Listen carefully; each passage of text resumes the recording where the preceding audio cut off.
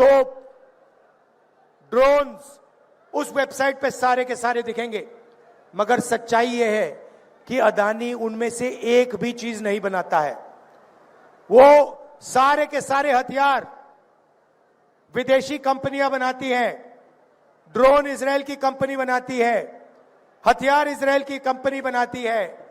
नरेंद्र मोदी जी सिर्फ अदानी को डिफेंस का कॉन्ट्रैक्ट देना चाहता है, इसीलिए विदेशी कंपनियों के हथियारों के ऊपर अदानी का लेबल लगता है।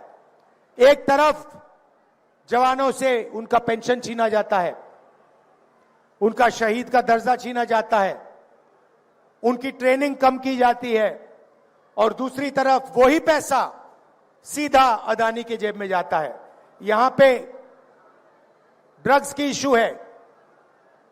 सब लोग जानते हैं हरियाणा में कि ड्रग्स फैलता जा रहा है, फैलता जा रहा है। मोदी जी से मैं पूछता हूं, जब आपके मित्र अदानी जी के मुद्रा पोर्ट में हजारों किलो हेरोइन पकड़ा गया, तो आपने इसके बारे में क्या कार्रवाई की? कितने लोग जेल भेजे? किसको आपने जेल भेजा? यहां आप अपने भाषण में बताइए, हरियाणा की जनता को बताइए।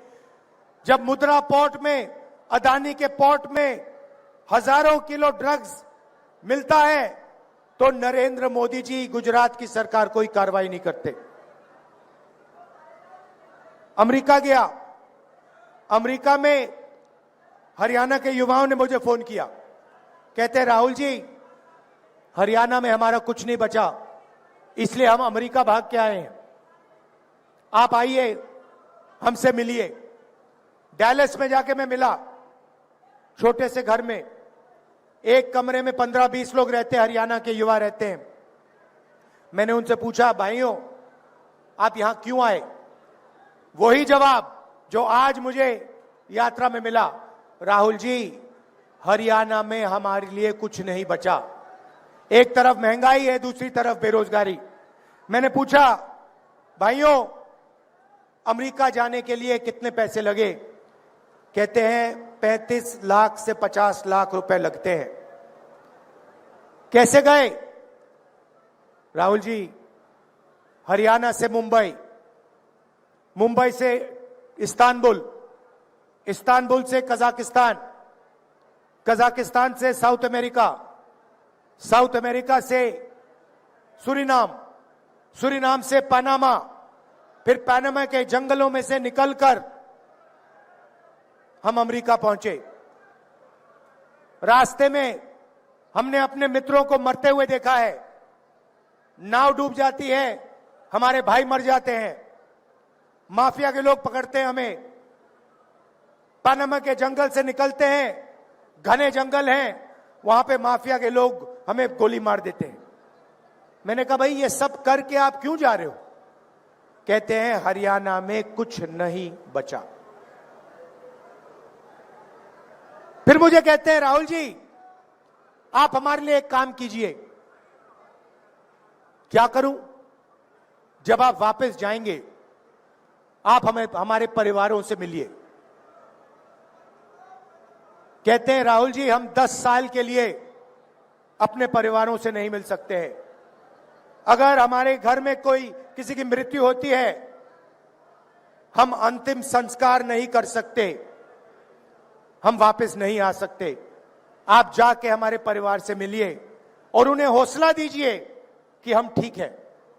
तो मैं आया, करनाल आया, 5 बजे सुबह उन्हीं युवाओं के परिवारों से मिला। 15-20, 35 लोग।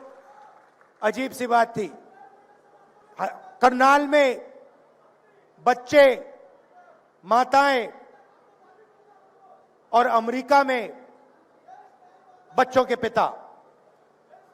चीखता हुआ बातचीत चल रही है, मैं परिवारों से बात कर रहा हूं, वहां पे जूम कॉल लगी हुई है, वीडियो कॉल चल रही है, एक तरफ अमेरिका से बात हो रही है, एक तरफ यहां बात चल रही है। ये 21वीं सदी का हरियाणा बना रखा है। एक बच्चा चीखकर, चिल्लाता हुआ कंप्यूटर की ओर दौड़ता है। ऐसे कंप्यूटर को पकड़ के कहता है पापा पापा पापा वापस आओ, पापा वापस आओ। पापा जो रोना चाहता है वो मुस्कुराता है और कहता है बेटा घबराओ मत, मैं कुछ ही दिनों में वापस आऊंगा। मगर ये सच नहीं है। वो पिता अपने बेटे को 10 साल के लिए नहीं देख पाएगा। सच्चाई ये है, बेटे का नाम देव है। देव जैसे हरियाणा में लाखों बच्चे हैं जो अपने पिता को नहीं देख पाएंगे, 10 साल के लिए नहीं देख पाएंगे। और वहां वो जो लोग हैं वो यहां वापस नहीं आ पाएंगे।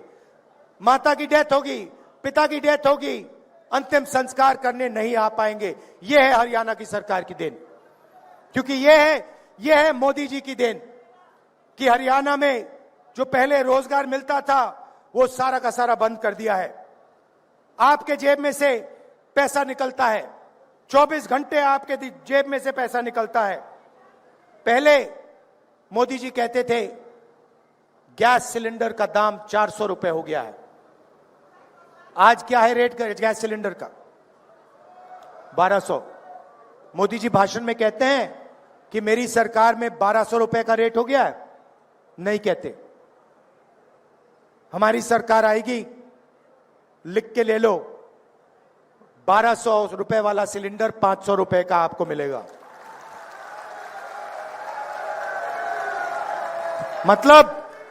मतलब 700 रुपए जो आज आप गैस सिलेंडर में एक्स्ट्रा दे रहे हो, वो 700 रुपए हम आपके जेब में, आपके बैंक अकाउंट में वापस डालेंगे। 2000 रुपए हर महीना, पहली तारीख को हर महीना हरियाणा के महिलाओं के बैंक अकाउंट में मिलेगा। तो महिलाओं के लिए वहीं 2700 रुपए हमने हर महीना महिला के लिए वहीं बचा दिए। उसके बाद हरियाणा में आज किसान धान बेचने की कोशिश कर रहे हैं, सरकार खरीद नहीं रही है। और हरियाणा के सारे किसान जानते हैं कि हरियाणा में उन्हें धान के लिए, गेहूं के लिए, शुगर केन के लिए सही दाम नहीं मिलता है। जैसे ही हमारी सरकार आएगी, सबसे पहला काम, ये जो आपका धान सरकार नहीं खरीद रही है, इसको खरीदने का काम हम पहले दिन से शुरू कर देंगे। और गारंटी करके हरियाणा के किसानों को हम मिनिमम सपोर्ट प्राइस देने जा रहे हैं।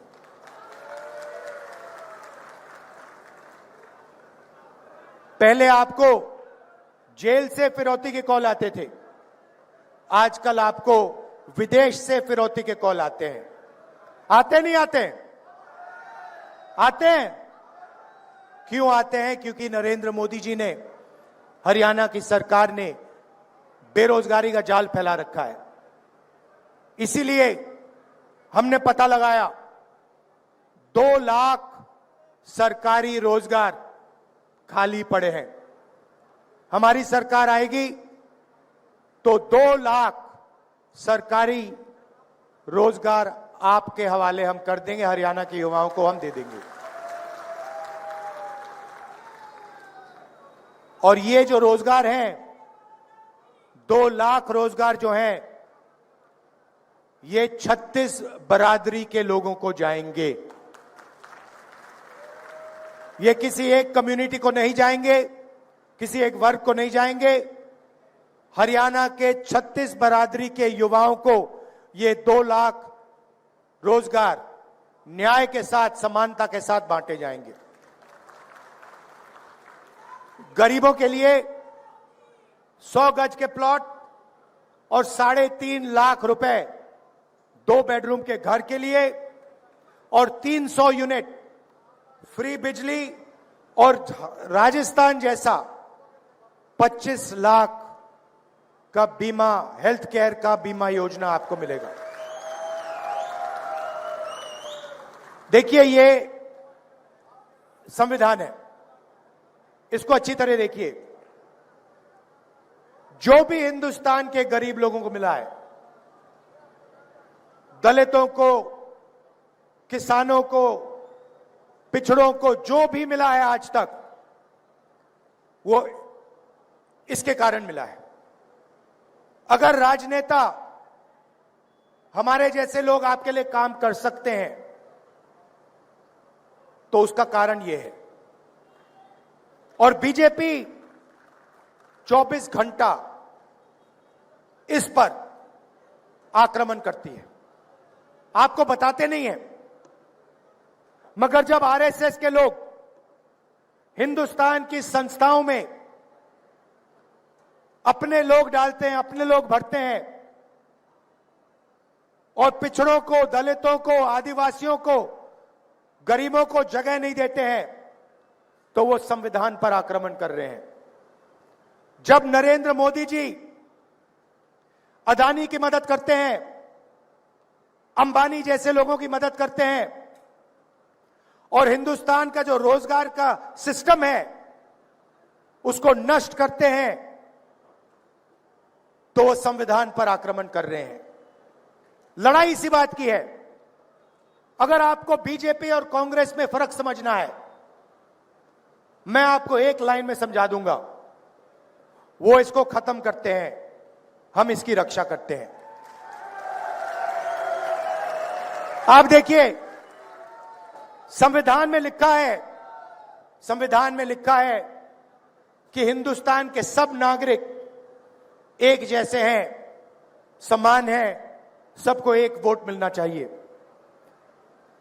उसका मतलब है कि अगर आप इकोनॉमिक पॉलिसी बनाओ तो देश की जनता के लिए पॉलिसी बनाओ। जब नरेंद्र मोदी 16 लाख करोड़ रुपए अरबपतियों, 25 अरबपतियों के माफ करते हैं और किसानों का कर्जा माफ नहीं करते हैं, स्टूडेंट्स का कर्जा माफ नहीं करते हैं, माताओं बहनों का कर्जा माफ नहीं करते हैं, तो वो इस संविधान पर आक्रमण कर रहे हैं। सीधी सी बात है। जब नरेंद्र मोदी अदानी जी को मदद करने के लिए 3 काले कानून लाते हैं, किसानों की जिंदगी खत्म करने के लिए कानून लाते हैं, तो वो संविधान पर आक्रमण कर रहे हैं।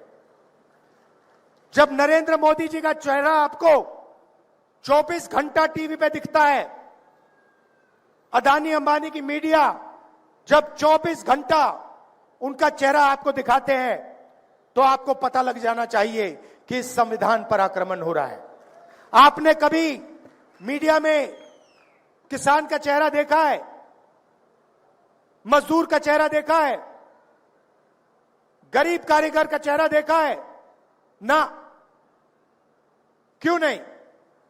क्या इस देश में सिर्फ अरबपति और नरेंद्र मोदी हैं? मीडिया में आपने किसी गरीब व्यक्ति की शादी होते हुए देखी है? देखी कभी? अंबानी की शादी देखी आपने? आपको मालूम है कि अंबानी जी ने अपनी शादी में हजारों करोड़ रुपए खर्च किए। यह किसका पैसा है? यह किसका पैसा है? आपका पैसा है। आपको शादी करवाने के लिए बैंक अकाउंट में पैसा नहीं है, बैंक लोन लेकर आप अपने बच्चों की शादी कराते हो। और नरेंद्र मोदी जी ने पूरा का पूरा ढांचा ऐसा बना रखा है कि 25 लोग हिंदुस्तान में हजारों करोड़ रुपए की शादी कर सकते हैं, मगर किसान कर्जे में डूबकर ही शादी कर सकता है। अगर यह संविधान पर आक्रमण नहीं है, तो फिर क्या है संविधान पर आक्रमण? तो यह हम बदलना चाहते हैं। मैंने तो अपना मन बना लिया है, हरियाणा की सरकार भी यह करेगी। देखिए, कल भाषण में हुड्डा जी ने भाषण दिया, प्रियंका ने भाषण दिया, उदयभान जी ने भाषण दिया, कहा कि देखिए सब लोगों का सम्मान होना चाहिए, रिस्पेक्ट होनी चाहिए। सही बात है, होनी चाहिए, मगर मैं उसमें एक और चीज जोड़ना चाहता हूं। ये जो हिंदुस्तान बन रहा है, जिसमें 25 अरबपति हैं, बैंक भी उनके, मीडिया भी उनका, एयरपोर्ट भी उनके, पोर्ट भी उनके, खेत भी उनके, जमीन भी उनकी। इसमें आम हिंदुस्तानी को समान रिस्पेक्ट नहीं मिल सकती है। सच्चाई यह है कि धन पूरा का पूरा इन 25 लोगों के हाथ में जा रहा है और आपके जेब में से 24 घंटा आपका पैसा छीना जा रहा है। पेट्रोल के दाम बढ़ते हैं, डीजल के दाम बढ़ते हैं, प्याज के दाम बढ़ते हैं। जितनी जीएसटी मुकेश अंबानी देते हैं उतनी ही जीएसटी हिंदुस्तान का सबसे गरीब किसान देता है। अगर वो 1500 रुपए की शर्ट खरीदे और अगर हिंदुस्तान का गरीब से गरीब व्यक्ति वही शर्ट खरीदे, पैसे बचाकर अपने बेटे के शादी के लिए वही शर्ट खरीदे, तो जितनी जीएसटी मुकेश अंबानी ने दी उतनी ही जीएसटी वो किसान देगा। जब आप मिठाई की दुकान में जाते हो, मिठाई खरीदते हो, जितनी जीएसटी आप देते हो उतनी ही जीएसटी मुकेश अंबानी, गौतम अदानी देते हैं। तो मैंने मन बना लिया है, मैं नोट कर रहा हूं जितना पैसा नरेंद्र मोदी अदानी और अंबानी को देगा उतना ही पैसा हम हिंदुस्तान के गरीब किसानों को, मजदूरों को, माताओं बहनों को देंगे। आपने अभी जो इन लोगों से मजा करवाना है करवा लो, जितना इनको नचवाना है नचवा लो, मगर जब हमारी सरकार आएगी तो हम इन लोगों को नचवाएंगे, इन लोगों से मजा करवाएंगे। मेरे दिमाग में लाइन बिल्कुल क्लियर है भैया। मैं तो जैसे बैंक होता है ना, जैसे बैंक अकाउंट में इन आउट होता है ना, एक साइड पैसा अंदर आया, दूसरी साइड पैसा बाहर गया, मैं वो रिकॉर्ड रख रहा हूं भैया। जितना उधर अंदर जा रहा है उतना ही, जितने रुपए अंदर गया उधर उतने ही रुपए मैं निकाल के यहां डालूंगा। और जितना मुझे रोकना है रोको भैया, जितनी मुझे अपनी मीडिया से गाली लगवानी है लगवा लो, जितना है रोकना है रोको, कोई फर्क नहीं पड़ेगा। क्योंकि वो दिन आएगा जब हिंदुस्तान की सरकार मजदूरों की, गरीबों की, किसानों की सरकार होगी और फिर जो पैसा इन्होंने उनको दिया है, 16 लाख करोड़ रुपए कर्जा माफ किया है, उतना ही पैसा हम किसानों का, मजदूरों का, गरीबों का कर्जा माफ करेंगे। मतलब मेरा मतलब है, मोदी जी इज्जत की बात करते हैं, सम्मान की बात करते हैं, बिना धन के, बिना पैसे के इज्जत और सम्मान का कोई मतलब नहीं है। अगर व्यक्ति भूखा मर रहा है, अगर किसान के पास 1 रुपया नहीं है और आप उसे कहो देखो भैया हम आपकी इज्जत रखेंगे, हम आपका सम्मान करेंगे, उसका कोई मतलब नहीं है मेरे लिए। जब उसके जेब में पैसा होगा तो उसका सम्मान आपको करना ही पड़ेगा, आपकी चॉइस ही नहीं रहेगी। वो हिंदुस्तान चाहता हूं मैं। तो लड़ाई इसी बात की है। हरियाणा में भी इन्होंने नया काम किया है। पहले आधार कार्ड था, अब परिवार का एक बना दिया है। क्या कहते हैं उसको? परिवार पहचान पत्र। अब मजे की बात देखिए, किसी कंपनी को 1000-2000 करोड़ रुपए का कॉन्ट्रैक्ट देना था, कहा भैया नया काम करते हैं, चलो परिवार परेशान पत्र बनाते हैं, चलो हरियाणा के परिवारों को परेशान करते हैं। कभी आपकी उसमें आमदनी बढ़ जाएगी, कभी कम हो जाएगी, कभी आपको सरकारी प्रोग्राम से परे कर दिया जाएगा, रोजगार नहीं दिया जाएगा और कहेंगे भैया देखो आपके परिवार परेशान पत्र में आपकी आमदनी ये है। सच्चाई कुछ और है। कॉन्ट्रैक्ट देने के लिए पूरा का पूरा तमाशा कर दिया है, सबको तंग कर दिया है। ये जो इनका परिवार परेशान पत्र है, सरकार आएगी हमारी, इसको खत्म कर देंगे। तो ये मैं आपसे कहना चाहता था, देखिए लड़ाई इसकी है, बड़ी लड़ाई इसकी है, और हम इसको, ये अंबेडकर जी का संविधान है, गांधी जी का संविधान है, इसकी कांग्रेस पार्टी रक्षा करेगी, जान देकर हम इसकी रक्षा करेंगे। यही लड़ाई है। 3 चीजें मैं आपको अंत में कहना चाहता हूं। पहली बात, जो आपको धान का पैसा नहीं मिल रहा है, सरकार आने ही हम आपको वो पैसा देंगे। दूसरी बात, ये जो सरकार बनेगी ये सबकी बनेगी। आपको रोजगार मिलेगा, सरकारी 2 लाख रोजगार मिलेंगे तो 36 बरादरियों को मिलेंगे। ये 36 बरादरी की सरकार होगी, ये याद रख लीजिए। और आखिरी बात, ये जो छोटी छोटी पार्टियां घूम रही हैं, ये बीजेपी की बी टीम, सी टीम, डी टीम, ई टीम, मतलब लाइन लगी हुई है। ये लड़ाई बीजेपी और कांग्रेस के बीच में है। ये लड़ाई संविधान बचाने और संविधान को खत्म करने के लोगों के बीच में लड़ाई। कहना नहीं चाहिए, मगर यहां पे कांग्रेस का तूफान आ रहा है। और हमारे जो कांग्रेस के कार्यकर्ता हैं, टाइगर, जो हरियाणा में मतलब घूम रहे हैं, बब्बर शेर। अच्छा, जंगल में आपको कभी आप जाओ, रणथंभौर या जंगल में जाओ, तो आपको एक शेर दिखेगा, एक शेर दिखेगा। अकेले रहते हैं शेर, मगर कांग्रेस पार्टी ऐसी पार्टी है जहां सारे के सारे शेर एक साथ खड़े हो जाते हैं, मिल जाते हैं। बाकी दुनिया में आपको नहीं मिलेगा। आप किसी भी जंगल में देख लो, आपको शेर अलग अलग मिलेंगे। कभी कभी हमारे शेर थोड़ा थोड़ा लड़ जाते हैं एक दूसरे से, फिर मेरा काम शेरों को एक साथ खड़े करने का है।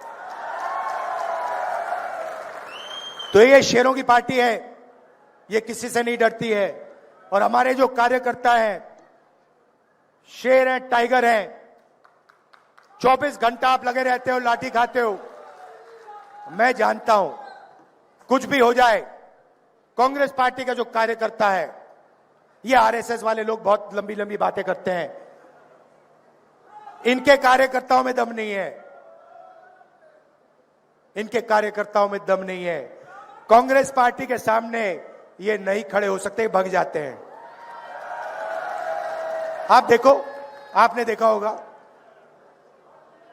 हवा में नहीं बोल रहा मैं, आपने देखा होगा नरेंद्र मोदी जी आए, पहले कहते थे 56 इंच की छाती है, याद है? अब भैया मेरा भाषण होता है पार्लियामेंट में, भाग जाते हैं वहां से। मैं आपको बताऊं, मैं भाषण देने आता हूं, नरेंद्र मोदी उठ के निकल जाते हैं। क्यों? क्योंकि कांग्रेस की विचारधारा जो है, जिसको मैं मोहब्बत की दुकान कहता हूं, हमें नफरत की जरूरत नहीं है। हमारे घरों में, हमारे दिल में नफरत है ही नहीं। कभी कभी कोई कहता है मुझे वो दुश्मन है, मैं कहता हूं नहीं, वो दुश्मन नहीं है। मैं दुश्मन से भी नफरत नहीं करता हूं। मैं बीजेपी, नरेंद्र मोदी, इन लोगों से नफरत नहीं करता हूं। मैं विचारधारा की लड़ाई लड़ता हूं, मैं पीछे नहीं हटूंगा, मैं डरता नहीं हूं, मगर मैं नफरत नहीं करता हूं। तो यह कांग्रेस पार्टी की सोच है। हम डरते नहीं हैं, और हमें आप जितना मारो, जितनी गाली दो, जितनी लाठी मारनी है मारो, हम आपसे नफरत नहीं करेंगे। क्योंकि हम जानते हैं कि देश मोहब्बत से बना है, यह देश नफरत से नहीं बना है। इस देश को नफरत से कभी कभी नहीं बनाया जा सकता है और कभी आगे नहीं ले जाया जा सकता है। अगर हरियाणा में बेरोजगारी आई है, पहले नंबर पे आप पहुंचे हो, क्राइम रेट पहले नंबर पे पहुंचा है, तो ये नफरत के कारण पहुंचा है। ये जो इन्होंने नफरत फैलाई है, इसके कारण हुआ है। जिस दिन यहां पे मोहब्बत की सरकार आएगी, मैं आपको गारंटी देके कह रहा हूं, अमेरिका में आपको जाना नहीं पड़ेगा, यहीं आपको रोजगार मिलेगा, यहीं खुशहाली होगी, यहीं किसानों को सही दाम मिलेगा। कोई मुश्किल काम नहीं है। नफरत को मोहब्बत ही मिटा सकती है और कुछ नहीं मिटा सकता। आपने मुझसे नफरत की, मैंने आपसे नफरत की, आपकी नफरत नहीं मिट सकती। कितनी भी नफरत डालूं मैं, नहीं मिट सकती। आपने मुझसे नफरत की, मैंने थोड़ी सी मोहब्बत आपको दिखा दी, नफरत कट जाएगी। ये हमारा काम है। और मैं कह रहा हूं, मगर ये आप सबके दिल में है, मैं पहचान जाता हूं। आजकल क्या होता है, देखो मैं बताता हूं आपको। कहीं मैं सड़क पे जाता हूं, मुझे दो तरीके के लोग दिखते हैं। एक ऐसे मुस्कुराता है, खुश रहता है, चेहरे पे मुस्कान होती है, मैं कहता हूं कांग्रेसी। और एक मुझे ऐसे दिखता है, मैं कहता हूं आरएसएस। ये छुपनी बातें, ये कभी कभी आ जाते हैं पार्टी में, बेस बदल के आ जाते हैं, मैं बस देखता हूं इनको, आरएसएस। अच्छा, डर के मारे हमारे भी लोग उधर भाग गए। अब बड़ा कंफ्यूजन है, वहां पे वो मुस्कुरा नहीं सकते, वहां पे उनको सीरियस बैठना पड़ता है मोदी जी के सामने, तो कंफ्यूजन हो गया बहुत।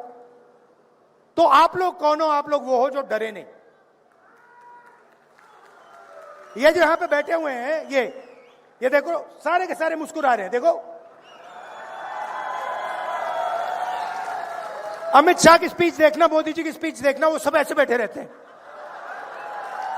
कि कुछ गलती से कह ना दें,